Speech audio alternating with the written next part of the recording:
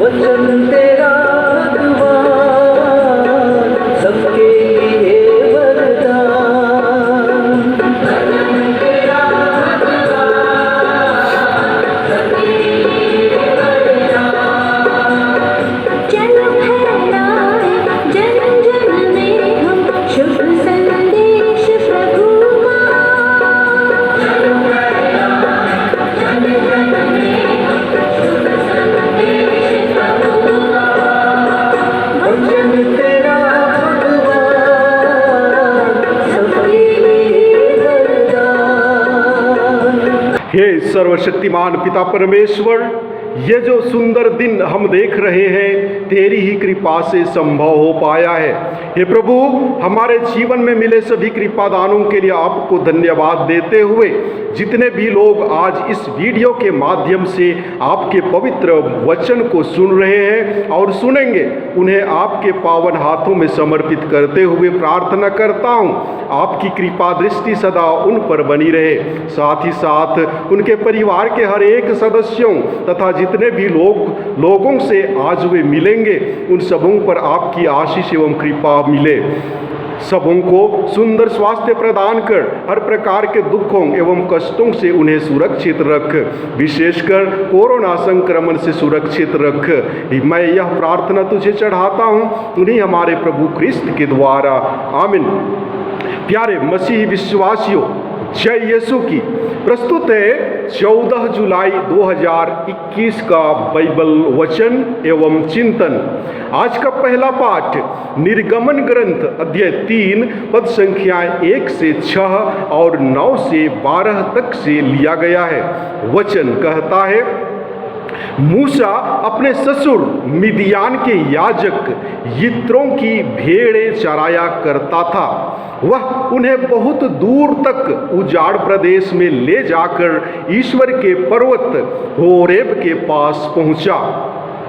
वहां उसे झाड़ी के बीच में से निकलती हुई आग की लपट के रूप में प्रभु का दूत दिखाई दिया। उसने देखा कि झाड़ी में तो आग लगी है किंतु वह भस्म नहीं हो रही है। मूसा ने मन में कहा कि यह अनोखी बात निकट से देखने जाऊंगा और यह पता लगाऊंगा कि झाड़ी भस्म क्यों नहीं हो रही है।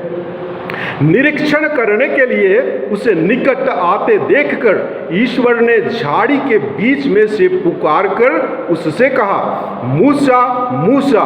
उसने उत्तर दिया, प्रस्तुत हूँ। ईश्वर ने कहा, पास मत आओ, पैरों से जूते उतार दो, क्योंकि तुम जहाँ खड़े हो वह पवित्र भूमि है। ईश्वर ने फिर उससे कहा, मैं तुम्हारे पिता का ईश्वर हूँ, इब्राहिम, इसहाक तथा याकूब का ईश्वर हूँ। इस पर मूसा ने अपना मुख ढक लिया, कहीं ऐसा ना हो कि वह ईश्वर को देख ले। मैंने इस्राएलियों की पुकार सुनी और उन पर मिस्रियों का अत्याचार देखा, इसलिए मैं तुम्हें फिरौन के पास भेजता हूँ। तुम मेरी प्रजा इस्राएल को मिस्र देश से बाहर निकाल लाओ। मूसा ने ईश्वर से कहा, मैं कौन हूँ जो फिरौन के पास जाऊँ और इस्राएलियों को मिस्र देश से बाहर निकाल ले आऊँ? ईश्वर ने उत्तर दिया, मैं तुम्हारे साथ रहूंगा, मैंने तुमको भेजा है। तुम्हारे लिए इसका प्रमाण यह होगा कि जब तुम इस्राएल को मिस्र से निकाल लाओगे तो तुम लोग इस पर्वत पर प्रभु की आराधना करोगे।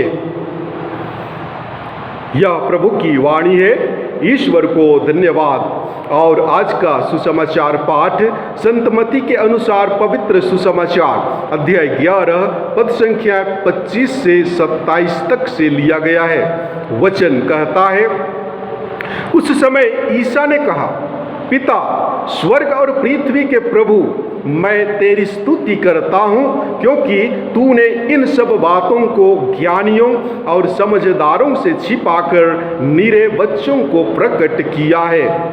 हाँ पिता, यही तुझे अच्छा लगा। मेरे पिता ने मुझे सब कुछ सौंपा है। पिता को छोड़कर कोई भी पुत्र को नहीं पहचानता, इसी तरह पिता को कोई भी नहीं जानता केवल पुत्र जानता है और वही जिस पर पुत्र उसे प्रकट करने की कृपा करे। प्रभु का सुसमाचार। हे ख्रीस्त, तेरी स्तुति हो। प्यारे मसीही विश्वासियों, आज के पहले पाठ में हम मूसा के बुलाहट के बारे में सुनते हैं। जी हाँ, मूसा को ईश्वर का दर्शन जलती हुई झाड़ी से होता है तथा उसे ईश्वर का कार्य सौंपा जाता है। जलती हुई झाड़ी की आग हमारे लिए यही प्रतीक है कि ईश्वर की पवित्र आग नष्ट ही नहीं कर सकती बल्कि सभी बुराइयों को भस्म कर देती है। वह आज हम में प्रज्वलित होकर एक नया रूप एवं शक्ति प्रदान कर प्यार के वाहक बना देती है। उस पवित्र भूमि पर ईश्वर को पाकर मूसा को एक नई समझ आ जाती है। इस कारण ईश्वर और इस्राएली जनता के प्रति मूसा की श्रद्धा बढ़ जाती है। वह ईश्वर के कार्य करने को तैयार हो जाते हैं। पहले पाठ में हमने सुना कि झाड़ी में आग लगी है किंतु वह भस्म नहीं हो रही है। उसी प्रकार इस्राएलियों के साथ दुर्व्यवहार हो रहा है परंतु वे जीवित रहेंगे। पर्वत की चोटी वह बिंदु है जहां स्वर्ग और पृथ्वी का मिलन होता है। यह ईश्वर की ओर इशारा करता है और मरुस्थल वह स्थान है जहां बाहर से सहायता बिना जीवन मुश्किल है। इस्राएलियों के लिए सिर्फ ईश्वर की शक्ति द्वारा जीवन संभव है। आग रूपांतरण का प्रतीक है। बिना मूसा के रूपांतरित हुए वह इस्राएलियों की सहायता नहीं कर सकेगा। मूसा की इच्छा थी कि वह इस्राएलियों की सहायता करे। अब ईश्वर उनकी इच्छा की पूर्ति के लिए उसे अपना साधन बनाकर बल प्रदान करते हैं। प्यारे भाइयों एवं बहनों, इस्राएलियों की मान्यता थी कि किसी जमीन पर जूते पहनकर केवल उसका मालिक चल सकता था। पूर्ण विनम्रता के साथ मूसा ईश्वर से एक महान लेकिन कठिन कर्तव्य पाता है। अब उसे विवेक, अहिंसा और वार्तालाप का रास्ता अपनाना होगा। इस दिव्य दर्शन में मूसा मानो मृत्यु के सामने खड़ा है, क्योंकि कोई भी व्यक्ति ईश्वर को देख जीवित नहीं रह सकता है। मिस्र में इब्रानी जनसंख्या वृद्धि ईश्वर की प्रतिज्ञा की पूर्ति को दर्शाती है। जिस ईश्वर ने इब्राहिम, इसहाक और याकूब से प्रतिज्ञा की थी और जो उनके साथ था, वही ईश्वर अब मूसा से प्रतिज्ञा करता है कि वह उसके साथ होगा। मूसा यह सुनकर खुश हुआ, लेकिन वह डरता भी है। उसने एक मिस्री की हत्या की थी, इसलिए वह समझ नहीं पाता है कि वह कैसे फिरौन के सामने आए, जबकि डर के कारण वह मिस्र से भाग गया था। ईश्वर उसे आश्वासन देता है कि वह स्वयं अपनी प्रजा के लिए महान कार्य करेगा। इसलिए अब मूसा इस्राएलियों को भी मिस्र से निकाल सकता है और ईश्वर की पूजा के लिए उस पर्वत तक ले जा सकेगा जहां उससे उसकी मुलाकात हुई थी। प्यारे भाइयों एवं बहनों, जिस तरह ईश्वर ने मूसा को अपनी प्रजा को प्रतिज्ञात देश ले जाने के लिए चुना, ठीक उसी प्रकार ईश्वर संसार में मनुष्यों को मुक्ति का संदेश सुनाने के लिए चुनता है। लेकिन यह कार्य करने के लिए सबसे पहले हमें अहंकार, घमंड एवं अविश्वास का दामन उतार फेंकना है। स्वर्ग राज्य के रहस्यों को समझने के लिए अपनी बुद्धि के साथ ईश्वरीय कृपा एवं पवित्र आत्मा की सहयोग की आवश्यकता है। और आज के सुसमाचार में प्रभु यीशु पिता परमेश्वर की स्तुति करते हुए कहते हैं कि तूने घमंडियों, ज्ञानियों एवं समझदारों से इन बातों को छुपाकर निरे मनुष्यों को प्रकट किया है। यह यीशु ख्रिस्त का अनुभव रहा है कि घमंडियों और पाखंडियों ने उनकी शिक्षा को नकारा, किंतु नम्र, विनीत और निरे मनुष्यों ने स्वीकारा।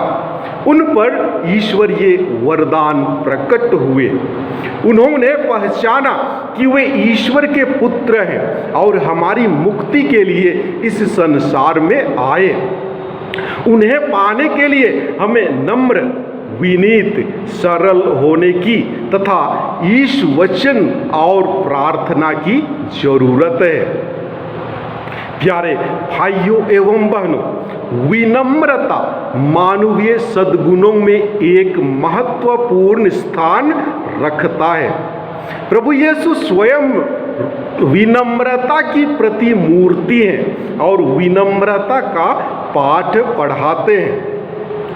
पुत्र ईश्वर यीशु ने एक दीनहीन मानव के रूप में अवतार लिया। दीन दुखियों और दबे दुबलों को सांत्वना और शांति का संदेश सुनाया। ख्रिस्त यीशु स्वयं प्रतिज्ञा करते हैं, थके मांदे बोझ से दबे हुओं को विश्राम मिलेगा और अपनी आत्मा में शांति का अनुभव करेंगे। अतः आज के बाइबल पाठ हमें शिक्षा देते हैं कि हम बड़प्पन, घमंड और अधर्म का त्याग कर विनम्रता की भावना को अपनाएं। परमेश्वर भोले भाले और विनम्र लोगों पर अपनी आशीष बरसाते हैं।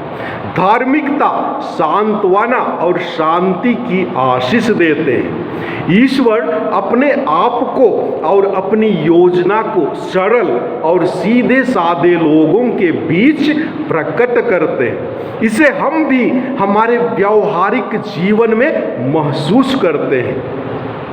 आइए हम समस्त मानव जाति को प्रभु के हाथों में समर्पित करते हुए प्रार्थना करें कि ईश्वर सभी लोगों को विनम्रता रूपी कृपा दानों से विभूषित करे। हे स्वर्ग और पृथ्वी के सृष्टिकर्ता प्रभु परमेश्वर, आज के सुंदर वचन के लिए आपको धन्यवाद देते हुए आज आपसे निवेदन करता हूँ कि समस्त मानव जाति प्रभु के समान विनम्रता को धारण करें। विशेषकर देश के सभी नेताओं एवं राजनेताओं पर अपनी कृपा बरसा। उनके ऊपर से घमंड एवं स्वार्थ की भावना को मिटा दे। उन्हें पवित्र आत्मा के सातों वरदानों से भर दे ताकि वे अपने आप को विनम्र बनाकर देश एवं लोगों के हित के लिए कार्य करें। मैं यह प्रार्थना तुझे चढ़ाता हूँ उन्हीं हमारे प्रभु ख्रिस्त के द्वारा, आमीन। प्यारे भाइयों बहनों, वक्त है आपसे विदा लेने का, लेकिन विदा लेने से पूर्व आपसे आग्रह है, कृपया मेरे चैनल को सब्सक्राइब एवं शेयर जरूर करें। धन्यवाद।